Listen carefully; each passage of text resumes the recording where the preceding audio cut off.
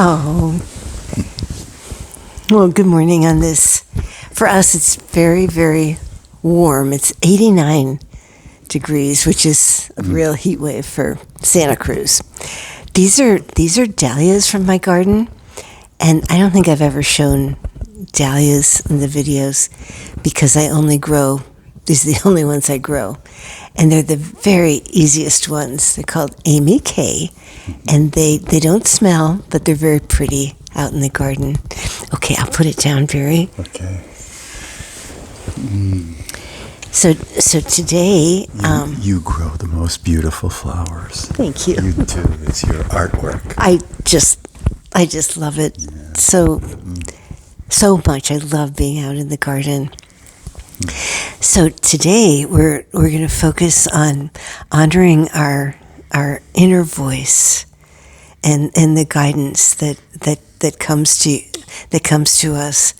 So we've talked about different teachers that we've had, and they were all very powerful people, all within the period of, say, age 27 to 32. Those, well, maybe a little earlier, like 25 to 32.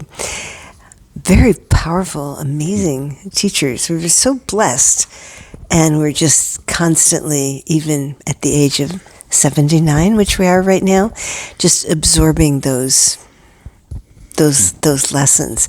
So our one teacher, Pearl, the only woman from Mount Shasta, she was really, she taught us a lot. And one of the things was to always go within and listen to your guidance. And when you receive something, it's really important to go forth with that. And sometimes it's hard, get a message to call someone and forgive them. Just all the different, like, oh, I don't really want to do that. I don't want to do that today. And we kind of have this battle going on with our inner voice. But the important thing is to listen. So Barry has this really beautiful story that I thought would be really wonderful for today. Thanks. Yeah, I maybe share this story maybe once a year or less, but it really is powerful, and it's right from that time when we were very deeply learning from Pearl, and we actually rented a house in Mount Shasta. We had 1 year old, our first daughter was Rami, 1 year old, and we took turns actually going onto the mountain, to pray and meditate and to have spiritual time. We took turns while the other one watched 1 year old Rami, which supposedly was not as spiritual as being up on the mountain, right? Now we know different, it's the opposite. But anyway, it was my turn, and I was up on the mountain, and I climbed to this beautiful ledge that I really loved, that I could just sit and magnificent view and meditate and be still. And I remember that day, I actually felt like I failed in my spiritual work because I couldn't meditate and I couldn't, I tried, but finally I got tired and took a nap and considered myself a failure spiritually, okay? But walking back down the mountain, and some of you know Mount Shasta, there's this beautiful meadow called Panther Meadow with this spring that starts out, really a sacred spring with incredible drinking water, and then it flows down through the meadow. And I was walking on the path beside the little spring, and the most amazing thing happened. And this is absolutely true. I was walking along and I saw a young man, And he was lying down right next to this stream, and the path was maybe 20 feet away from the stream. And as I was walking past him,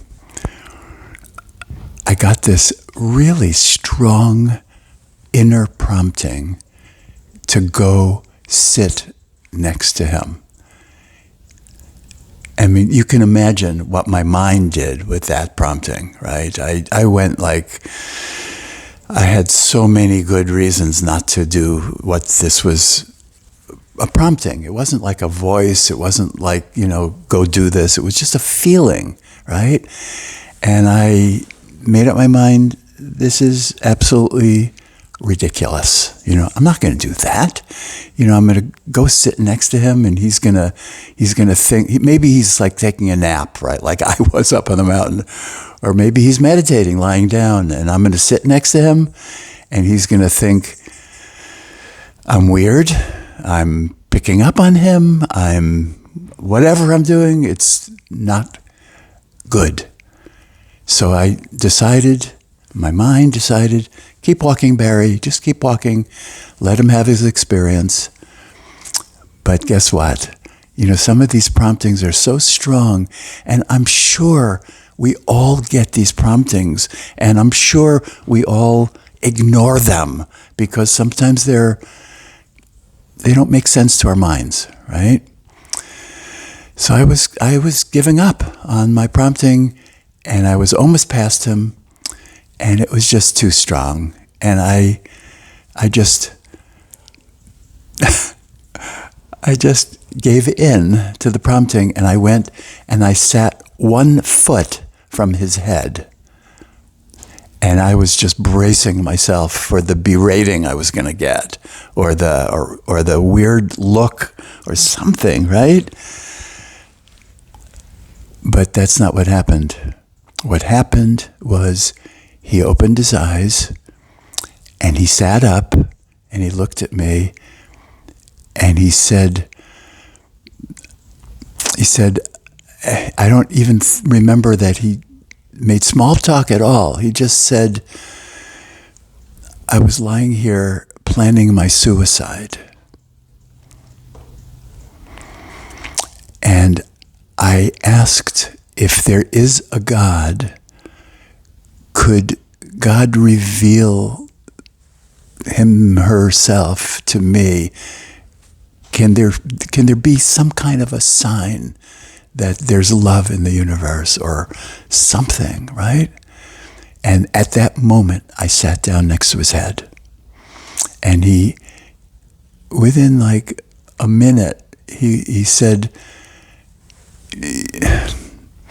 something like, now I believe in God. It's just that simple. This is too big for this to have happened. How could this happen if there wasn't a divine presence in the universe, or that I wasn't loved? And I remember I don't even remember what I said. I mean, I probably said some really inspiring thing because I was feeling incredibly privileged to be used in this way. And I remember that he started crying. I started crying. We were hugging each other, and he said, I don't have to kill myself anymore. It's just too clear a sign. And I asked for it, and I got it. I'll never forget that experience, because how easy it would have been for me to ignore such a weird prompting, right? And that's why I'm telling you this story, because I don't want anyone to miss out on the miracle that could happen from just listening inside. Yeah. Such a beautiful story, Barry. Yeah. Yeah. You have a song for us too? Yeah. Oh, yeah.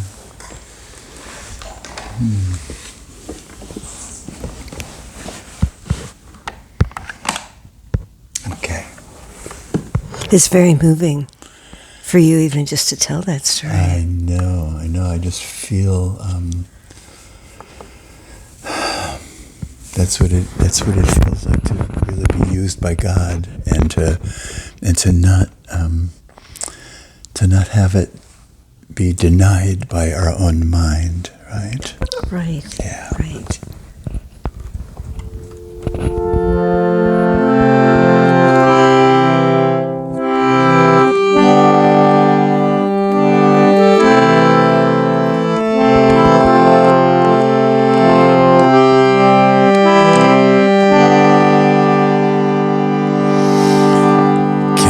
Ever have more love, more life? Is it wrong to want more, to want more?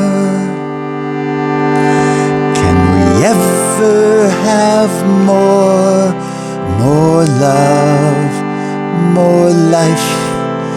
Is it wrong to want more, to want more? I'm asking for more love, more life. I'm praying for more, yes, love. I'm asking for more love, more life. I'm praying for more, yes, love.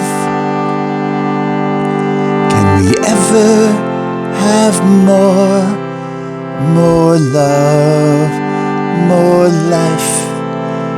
Is it wrong to want more, to want more? I'm asking for more love, more life. I'm praying for more, yes, love.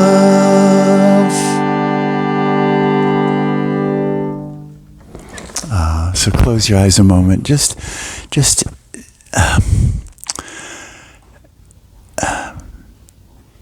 give yourself permission right now to listen to that it's the still small voice of the soul, right? The still small voice of God. We can't judge it, but it's always there, and it's always giving you the information you need for every moment of your life. Give yourself permission to listen. And whatever you hear, to take that risk, because it was a big risk for me to act on that prompting. Give yourself permission. And you never know that you can save a life. You can save a life. Okay, you can open your eyes. And thank you so much for listening and receiving us. Thank you. I was feeling how you were the right person to be with that man in that moment. Yeah. And yeah, I know. And to bring it back to the beginning, I was feeling like a spiritual failure when I was walking down the mountain. Little did I know that I would have one of the greatest spiritual successes of the day, right? That's beautiful. Yeah. I know when you were telling it, it's like it just happened. Yeah. So this is a really powerful message to listen within, and we don't know when we can be really powerfully used. And perhaps you want to forward this message to someone else that could use this, because it's a really important thing for all of us to be listening and always always ready. Mm. All right. Well, thank you so much for watching. And thank you, Barry, for that beautiful story. You're welcome. Yeah. Okay, thank you.